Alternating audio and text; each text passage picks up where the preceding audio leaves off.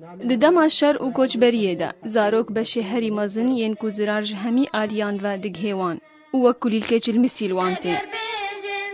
بەڕاستی ئەمە ئەو ڕۆژێک زۆر خۆشە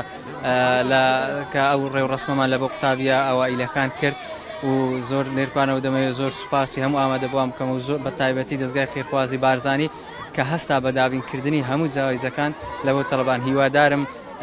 هەموو تەڵەبان ئەو جایزە و ئەو ڕێو ڕسمە ببێتە تەشجیعێک لە بۆ هەموو تەڵەبان و بتوانن ئاستی زانستی خۆیان بەرز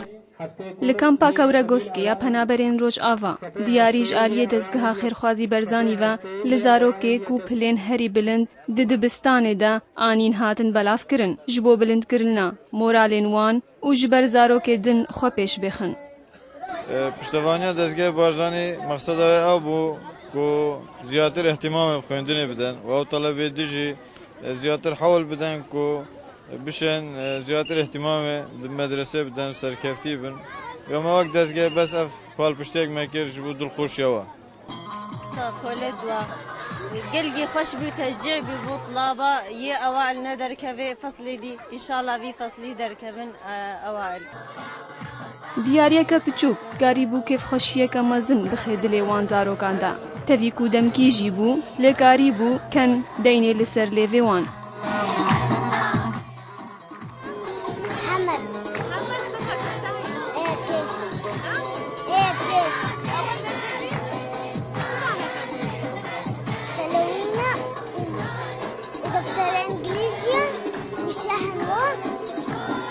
كيف هذا بواتي؟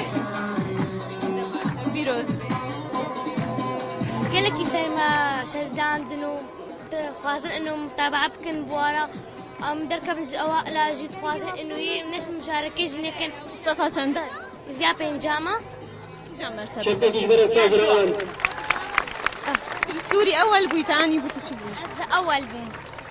وش الفيديو تاني ده انه افهم علام جي وله مستواهم ده من فرقه من هناك انجليزي يعني زاروکن کردان هرتم نخوشی دهلا زوم زن ببن و بری وقت خوا بیرا هر تشتی ببن صفاح كامز مرتبة أول صفاح خد در كدم بسر مستوى مدرسة مرتبة سي در كدم سباسيا ما مستوى خدكم سر في تعليمات باشكو معلومات سباسيا سروك مسعود برزاني تكم ونيتشيرفان برزاني سروكي هيري سروكي حكومات هيري كردستان وأبقى كوتش مر أمنها عندن وأم بعد أمانة كده هيش أم بعد من أسباسيا قناة زاغروسخ. تحج مدرستك تخوازي بقر الودي مدرستك عندك. الو أم جيلي مستقبل بس أم تخوازن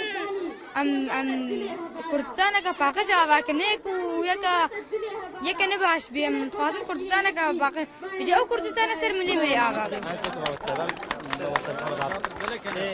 تبي كمان يواي بتشوف زانن كو أول بيشروجا ولات إخوة. إشكام باكورا جوسك بو برنامج آرك منال محمد.